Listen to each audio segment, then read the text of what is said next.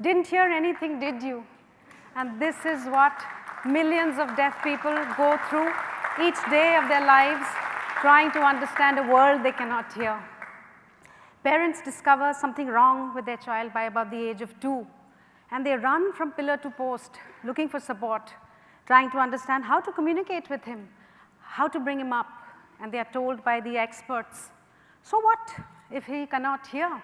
He must be taught how to speak. And there starts years of trying to make this little child articulate a language that he has no access to and cannot hear. It makes me wonder, what is language anyway? A complex system of communication. Language to be able to express, to share, to ideate, to aspire, but most importantly, to be able to learn. And here, this deaf child goes through his family life completely cut off from family interactions, the jokes, the conversations, missing out on a crucial skill that we learnt when we were children. He reaches school only to find that the teachers are opening and closing their mouths, and the focus is still being on him talking the learning. मेरा नाम प्रिया मिश्रा है। मैं class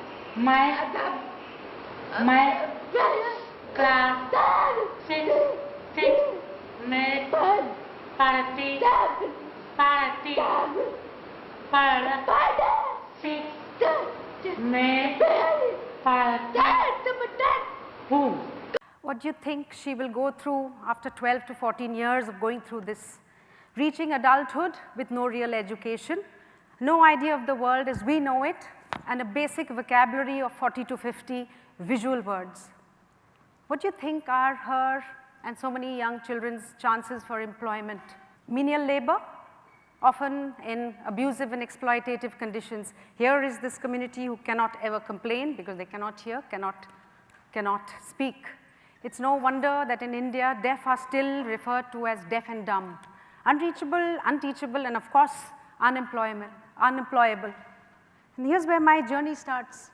In 2004, I learned sign language. I have no family who's deaf. I had no exposure to deaf community before. I just jumped into this world with no rational thought and a strange pull. Learning sign language opened up my mind to this community that was just brimming with potential and possibilities. And I was intrigued by this language, and I wondered how I could use it to teach deaf people the things that I learned when I was young.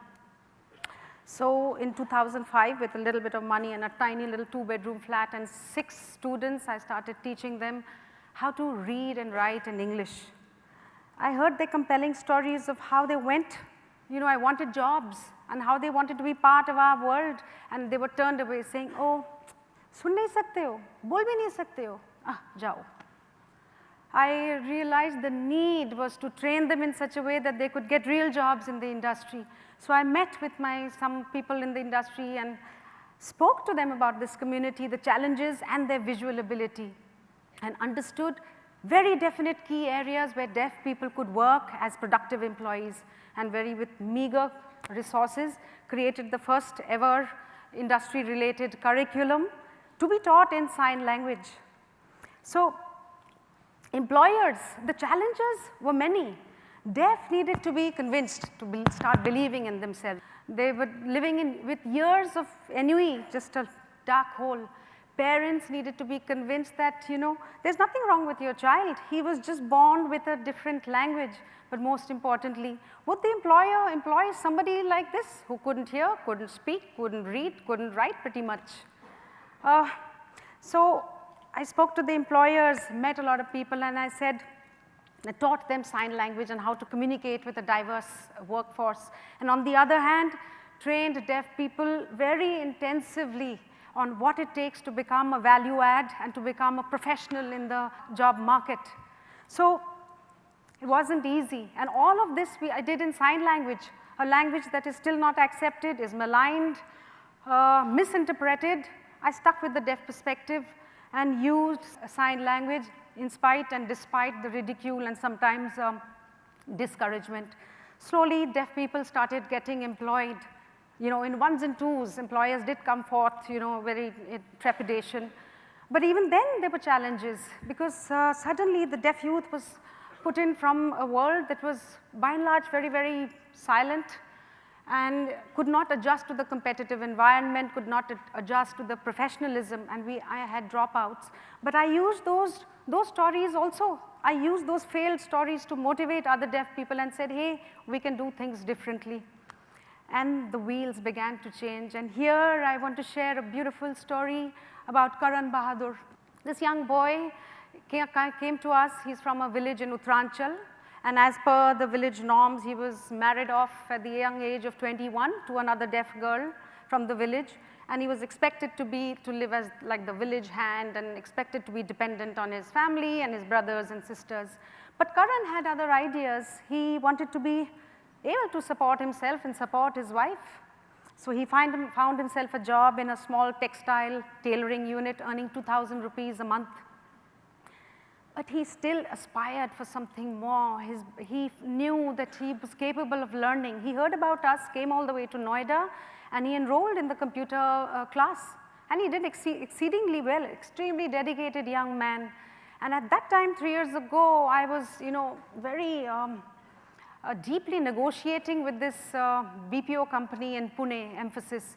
And I said to them, you have these back-end profiles in your ITOs and BPOs. Can we just pilot just one and see if it works? So Karan was the torch bearer. We took him for the interviews to Pune. He cleared the technical tests, and through, you know, with interpreting, he cleared the HR processes. Today, 3 years later, Karan is still there, adding value, is a productive employee. But there's no big deal. I'm sure people get employed. Why am I talking about Karan? But because of a person like Karan, who went and proved that deaf are definitely not dumb, today 25 of my wonderful young kids are working in the same organization in Pune, adding value. And thank you. So, you know, that's him. He took that forward and the employers got convinced, 25 of them. And not only that, from 5 students to 1,500 students, and from 1 Karan to over 580 of my kids working here in these organizations. And thank you.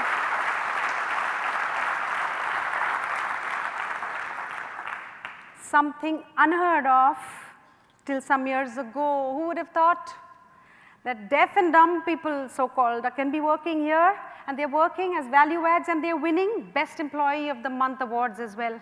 Because of their concentration, they cannot hear, so they're focused on their job, and that's what we went and proved. And